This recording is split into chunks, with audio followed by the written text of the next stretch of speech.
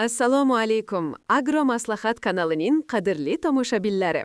Bugun sizlar bilan bedani qanday oziqlantirish kerak, qaysi mineral o'g'itlar eng foydali va qaysi xatolarga yo'l qo'ymaslik kerakligi haqida gaplashamiz. Beda u yem-hashakmi, urug' uchunmi yoki tuproqni yaxshilash uchunmi? Bugungi video siz uchun juda foydali bo'ladi. Videoni oxirigacha ko'ring, eng oxirida amaliy o'g'itlash sxemasini ham aytib o'taman. Bedaning o'ziga xosligi. Nega beda uchun ko'p azot kerak emas? Avvalo buni bilib olaylik. Beda qanday o'simlik?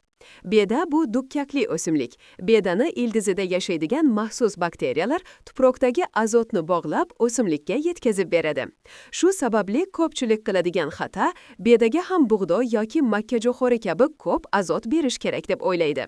Aslida esa bedaga katta dozada azot o'g'iti berish shart emas. Aksincha, ko'p azot berilsa, ildiz tuganaklari kamroq ishlaydi. Faqat bitta holatda azot kerak bo'lishi mumkin. Agar sizda yer juda ham yomon holatda yoki uzoq yillardan beri o'g'itlanmagan bo'lsa, ekishdan oldin 10-20 kilogramm GOTS azot berish mumkin. Lekin vegetatsiya davrida, ya'ni beda ko'karib bo'lgandan keyin doimiy ravishda azot sepish shart emas. Fosfor bedaning motori hisoblanadi. Endi keling eng muhim o'g'it fosfor haqida gaplashamiz. Fosfor bedada nima qiladi? Ildiz sistemasini kuchaytiradi. Ildiz qanchalik kuchli bo'lsa, beda shuncha ko'p yashil massa beradi. Ildiz tuganak bakteriyalarini faollashtiradi, ya'ni azotni bog'lash jarayonini kuchaytiradi. O'simlikni qurg'oqchilikka, sovuqqa va kasalliklarga chidamli qiladi. Shu sababli beda uchun fosfor birinchi raqamli o'g'it hisoblanadi. Amaliy tavsiya sifatida ekishdan oldin P2O5 bo'yicha fosfor taxminan 60-90 kilogrammga atrofida fosfor berish tavsiya qilinadi. Qaysi o'g'itlar orqali fosfor bersa bo'ladi? Superfosfat, MAP 1261-0 monoammoniy fosfat va DAP 1846-0 diammoniy fosfat. Ularni odatda ekishdan oldin sho'r yerni haydaganda, kultivatsiya paytida tuproq qatlamiga aralashtirib berish eng yaxshi natija beradi. Kaliy sifat va chidamlilik element. Keyingi muhim element bu kaliy. Kaliy bedaga qanday foyda beradi? Protein miqdorini oshiradi, ya'ni yem sifatini yaxshilaydi. O'simlikni qurg'oqchilik, sovuq, kasallik va yotib qolishdan himoya qiladi.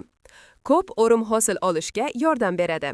Me'yor sifatida ko'pincha K2O bo'yicha 40-80 kilogramm gektar atrofida kaliy berish tavsiya qilinadi. Qaysi ko'rinishda beriladi? Kaliy xlorid arzon, lekin ba'zi hollarda sho'rlanish xavfini oshirishi mumkin. Kaliy sulfat bedaga yanada qulayroq, xlor kam bo'lgani uchun o'simlik uchun yumshoqroq hisoblanadi. Kaliyni ko'proq ekishdan oldin asosiy ishlovga yoki har bir 1-2 o'rimdan keyin qo'shimcha oziqlantirish sifatida berish yaxshi natija beradi. Oltin gugurt ko'pincha unutiladigan, lekin juda muhim. Ko'pchilik dehqonlar azot, fosfor, kaliy haqida eslaydi, lekin oltin gugurtni unutib qo'yadi. Aslida esa oltin gugurt oksillar sintezi uchun zarur. Azot o'g'itlarining samaradorligini oshiradi. Bedaning rangi, yashil massasi o'sish sur'atiga ijobiy ta'sir qiladi. Oltin gugurt yetishmasa beda rangi oqarib ketishi, o'sish sekinlashishi, protein miqdori kamayishi mumkin. Amalda bir mavsumga 20-40 kilogramm gektar oltin gugurt berish maqsadga muvofiq. Qaysi o'g'itlarda oltin gugurt bor? Ammoniy sulfat, kaliy sulfat, magniy sulfat. Demak, siz fosfor va kaliyni shunday tanlasangizki, tarkibida oltin gugurt ham bo'lsa, bir zarb bilan 3 ta foyda olasiz. Amaliy o'g'itlash sxemasi bosqichma-bosqich.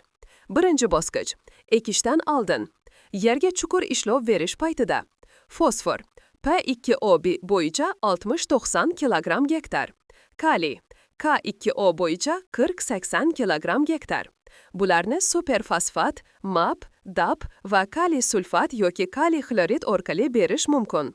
Shu bilan birga, agar yer juda kam ta'minlangan bo'lsa, azotdan 10-20 kilogramm qo'shib yuborish mumkin. O'sishning boshida, ko'karish davri. Beda ko'karib chiqqan paytda bargdan oziqlantirish qilish mumkin. Bor plus molibden plus boshqa mikroelementlar tarkibli kompleks suyuq o'g'itlar tavsiya etiladi, lekin shart emas. Bu ildiz tuganaklarining faol bo'lishiga va o'sishning tezlashishiga yordam beradi. 3-bosqich. Har bir o'rimdan keyin. Har safar bedani o'rib olganingizdan so'ng o'simlik yana kuch to'plash uchun oziq talab qiladi. Bu paytda kaliy K2O bo'yicha 20-30 kg gektarga solinadi. Oltin gugurt S bo'yicha 10-20 kg ga solinadi. Agar siz kompleks, masalan kaliy sulfat shaklida bersangiz, bir vaqtning o'zida ham kaliy, ham oltin gugurtni ta'minlaysiz. E'tibor berish kerak bo'lganlar. Tuproq tahlili.